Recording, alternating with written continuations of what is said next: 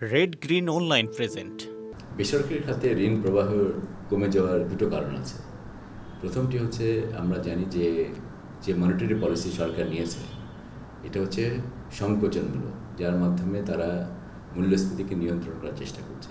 এই পলিসির একটা অন্যতম হাতিয়ার হচ্ছে সুদের হারটাকে বাড়ানো, এবং সুদের হার যথেষ্ট পরিমাণে বেড়েছে।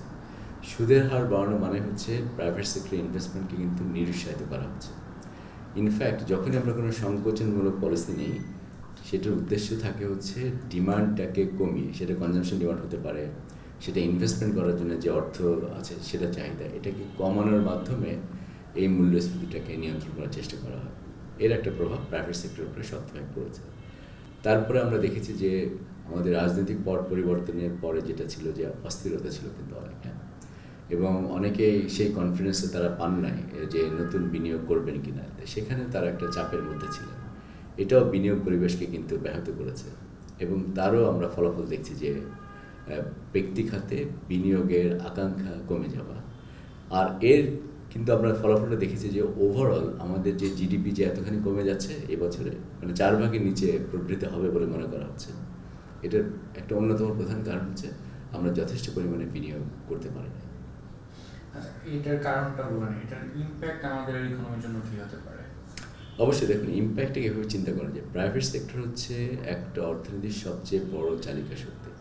আমাদের দেশে আমরা যত ইনভেস্টমেন্ট হয় তার 75%-এর উপরে কিন্তু আসে প্রাইভেট সেক্টর থেকে। আর জিডিপি শতকরা হার হিসেবে চিন্তা করলে আমাদের জিডিপির প্রায় 22-23 ভাগ হচ্ছে প্রাইভেট সেক্টরের বিনিয়োগ। কাজে প্রাইভেট সেক্টর যদি বিনিয়োগ কমে যায় তাহলে অর্থনীতির চাকা কিন্তু স্লথ হতে থাকবে, এবং সেটা প্রথমে এটা প্রভাব আসবে, আমরা দেখবো যে প্রবৃদ্ধি কমে যাবে। তারপরে যদি আমরা এমপ্লয়মেন্ট জেনারেশনের কথা বলি, যদি যথেষ্ট পরিমাণে আমার ইনভেস্টমেন্ট না হয় তাহলে কিন্তু এমপ্লয়মেন্ট জেনারেট করার ক্ষেত্রেও আমরা দেখবো যে সেখানে আমরা যথেষ্ট গতি পাচ্ছি না। কাজে এই সব ফলাফল কিন্তু আছে। তার মানে সেক্ষেত্রে বেকারত্বের হার বা কর্মসংস্থানের পরিমাণ হচ্ছে কমে যাবে। হ্যাঁ, বেকারত্বের হার আমি বলবো না বাংলাদেশে যথেষ্ট বেশি। বাংলাদেশে যে সমস্যা হচ্ছে আন্ডার এমপ্লয়মেন্ট। অনেক লোকজন আছেন যারা যে কাজটা করতেছে এটা যথেষ্ট পরিমাণে প্রোডাক্টিভ না। যেমন মনে করেন এগ্রিকালচারে আমাদের যে টোটাল এমপ্লয়মেন্ট সেটার 45% এগ্রিকালচারে কিন্তু আছে, কৃষিতে আছে। কিন্তু কৃষি আমাদের জিডিপিতে মাত্র 11-12 ভাগ শতকরা হারে তারা কন্ট্রিবিউট করে। তার মানে কৃষিতে যে পরিমাণ লোক থাকা দরকার তার থেকে অনেক বেশি লোক আছে।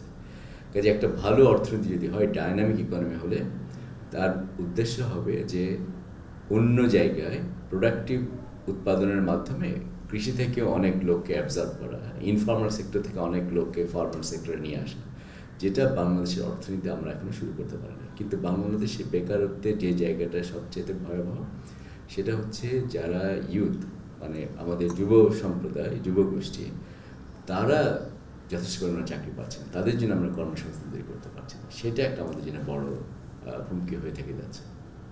তার মানে সেক্ষেত্রে তো বেসরকারি ঋণ প্রবৃদ্ধির স্লথ গতি একটা ইম্প্যাক্ট ফেলছে আলটিমেটলি, কারণ এখানে স্থবিরতা চলছে। তো এক্ষেত্রে যদি বলি বেসরকারি ঋণ প্রবৃদ্ধি কমে যাওয়া বা বিনিয়োগ স্থবিরতা, আলটিমেটলি এখানে শঙ্কার জায়গাটা কোথায় এবং উত্তরণে করণীয়?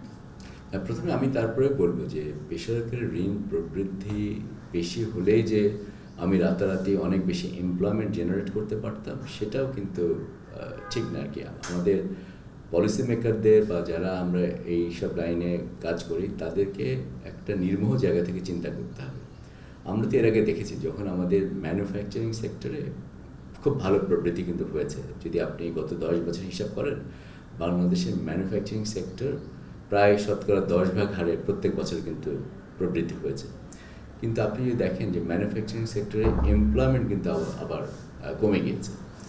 এই বিশেষ প্রতিবেদনটি যদি আপনাদের ভালো লেগে থাকে অথবা উপকৃত হন, তাহলে অবশ্যই এই চ্যানেলটি সাবস্ক্রাইব করুন এবং লাইক, কমেন্ট ও শেয়ার করে রেড গ্রিন অনলাইনের সাথেই থাকুন।